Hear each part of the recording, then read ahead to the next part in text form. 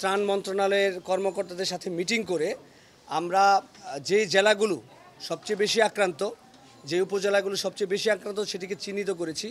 চিহ্নিত করে স্থানীয় প্রশাসন যেমন জেলা প্রশাসন এবং উপজেলা প্রশাসনের মাধ্যমে, যেহেতু তারা মাঠে আছে, তাদের মাঠের যে বাস্তব অবস্থা সেটি তারাই সবচেয়ে বেশি ভালো জানেন। আপনারা ইতিপূর্বে জেনে থাকবেন, আমরা গত পরশু আমাদের এখান থেকে যে 4-5টি ট্রাক গিয়েছিল, সেখানে কিন্তু আমাদের ভলেন্টিয়ার টিম গিয়েছিল। যেটি যাওয়ার ফলে যেটি হয়েছে, তারা আসলে নিজেরাও এখানে বিপদের সম্মুখীন হয়েছেন। আমরা রাতে 24 ঘন্টার মধ্যে গতকাল এই ভোর 4টায় আমরা যোগাযোগ করতে পেরেছি যে তারা সেখানে খুব একটা ভালো অবস্থায় নেই। এই জন্য আমরা মূলত এটা জেলা প্রশাসন এবং উপজেলা প্রশাসনের মাধ্যমে এই ত্রাণ বিতরণের কার্যক্রমটি আমরা হাতে নিয়েছি। আমাদের মূলত এখন 4টা জিনিসের সবথেকে বেশি প্রয়োজন। একটা হচ্ছে স্যালাইন, দ্বিতীয় হচ্ছে স্যানিটারি প্যাড, তৃতীয় হচ্ছে ফিটকেরি বা পানি ট্যাবলেট, পানি বিশুদ্ধকরণের ট্যাবলেট। সেই সাথে আমাদের প্রয়োজন হচ্ছে, আমাদের যেহেতু ভলেন্টিয়াররা রিলিফ কার্যক্রমে যাচ্ছে এবং সেই সব জায়গায় ইলেকট্রিসিটি সহ বিভিন্ন ধরনের নেটওয়ার্কও পাওয়া যাচ্ছে না, এই কারণে আমাদের পর্যাপ্ত পরিমাণ লাইফ জ্যাকেট প্রয়োজন এবং পর্যাপ্ত পরিমাণ রিচার্জেবল টর্চ প্রয়োজন, যে টর্চগুলো বেশিক্ষণ ধরে আমাদের ভলেন্টিয়ারদের সাপোর্ট দিতে পারবে। আর এরপর হচ্ছে মেডিসিন মূলত আমাদের ঠান্ডা, জ্বর, কাশি, ডায়রিয়া বা পানিবাহিত রোগের জন্য যে সাধারণত যে মেডিসিনগুলো নেওয়া হয় সেগুলোই দিবেন। খাবারের জন্য ফেনীর মানুষ হাহাকার করছে। আমি যে যমুনা গ্রুপ বলেন, বিভিন্ন যে গ্রুপের হেলিকপ্টারগুলো আছে, দয়া করে হেলিকপ্টারে খাবার নিয়ে আপনারা বিভিন্ন ইউনিয়ন পর্যায়ে আশ্রয় কেন্দ্র যেগুলো আছে সেগুলোতে আপনারা উপর থেকে খাবার ফেলা, অন্তত ছোট বাচ্চাদেরকে আপনারা বাঁচান। আমার আপনাদের প্রতি অনুরোধ, বাংলাদেশের যত হেলিকপ্টার মালিক আছেন, আপনারা দয়া করে হেলিকপ্টারগুলো ফ্রি করে দেন। সারা বছর ব্যবসা করেন, মানুষের পাশে এবার দ্বারা যে যার জায়গা থেকে যতটুকু পারি ওইভাবে আমরা এগিয়ে আসি। কারণ এখন আসলে যে অবস্থা, আমরা যদি সবাই একসাথে না দাঁড়াই তাহলে আসলে ওনাদেরকে হেল্প আমরা সবাই একজন বা দুইজন করলে হবে না। কিছুদিন ধরে পোস্ট দেখছি, তো যেটা আমাকে ইন্সপায়ার করেছে যে না, আমাদের সবার দিক থেকে এগিয়ে আসা উচিত। যে অবস্থা আমাদের সবার দিক থেকে যদি আমরা এগিয়ে আসি তাহলে তাদের সবার জন্য, যারা হচ্ছে এরকম বন্যা দুর্গত, তাদের জন্য আসলে অনেক বড় একটা সাহায্য তারা পাবে।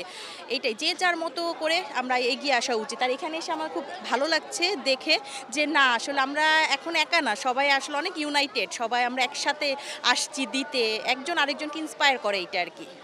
একটা সুন্দর বিষয় যেটা স্বেচ্ছাসেবীর কোনো অভাব নেই। আপনারা দেখতে পাচ্ছেন আমি ঢাকা ইউনিভার্সিটি স্টুডেন্ট, আজকে কাজে এসেছি, গত 2 দিনও ছিলাম। তো এখানে স্বেচ্ছাসেবীর কোনো অভাব নেই এবং ফ্যামিলি থেকেই আরও ইন্সপায়ার করছে আমাদেরকে যে যাও কাজ করো, এটা তো ভালো কাজ, সমাজসেবার কাজ। তো এটা আমার মনে হয় যে প্রত্যেকটা ছাত্রদের এবং সবারই যে যেভাবে এগিয়ে আসছে, আমরা দেখতেই পাচ্ছি একটা জনস্রোত ত্রাণের, দেখতেই পাচ্ছেন যে কী পরিমাণ ত্রাণ, কী পরিমাণ টাকা উঠছে বন্যার্তদের জন্য। তো আমরা আশা করছি যে বন্যার্তদের কাছে আপনাদের ত্রাণ সহজভাবে একদম সুষ্ঠুভাবে পৌঁছে দেওয়ার চেষ্টা করব এবং ছাত্র জনতাকে আহ্বান করব যারা মাঠ পর্যায়ে এসে আমাদের সাথে সহযোগিতা করে কাজ করে। এখানে আমি এসেছি বন্যার্ত যারা রয়েছে, বন্যায় আটকা পড়ে রয়েছে, আমি তাদের সাহায্যের জন্য বিভিন্ন ধরনের ত্রাণ আমার বাবার সাথে এসেছি এবং আমি এখানে নগদ টাকাগুলো দিতে এসেছি।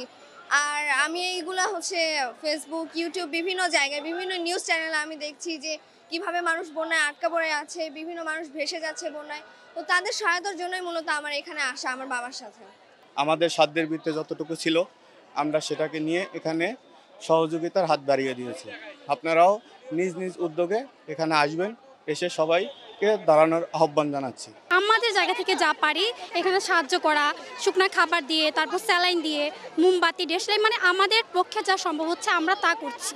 আর আমরা চাইবো যে সর্বস্তরের মানুষ এগিয়ে আসুক, তাদের এই বন্যার পরিস্থিতির আমাদের মানুষ, দেশবাসী, এখানে হচ্ছে ধর্মবিবাদের, হিন্দু মুসলিম ভুলে যেতে হবে, ভেদাভেদ করা যাবে না, কে হিন্দু কে মুসলিম, এখানে আমরা সবাই হচ্ছে মানুষ, আমাদের সব জায়গা থেকে এগিয়ে আসতে হবে। কার্গো বিমানে আমরা এখানে যে ছাত্র সমন্বয়ক লুৎফুর রহমান, ওনার সাথে কথা হয়েছে।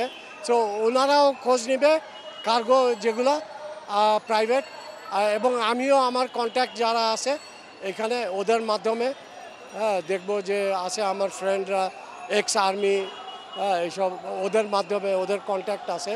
সো ওইটা হলে পরে তখন ওইটা আমরা অতি দ্রুত, কারণ কিছু কিছু জায়গা আছে ওখানে কিছুই যেতে পারছে না, না নৌকা না ট্রাক। সো এটা অতি দ্রুত করা দরকার। এটা সম্পূর্ণ আমার উদ্যোগে, সম্পূর্ণ আমি বেয়ার করব, এটা আর কেউ না, আমি একক। ভাবে এটা করব।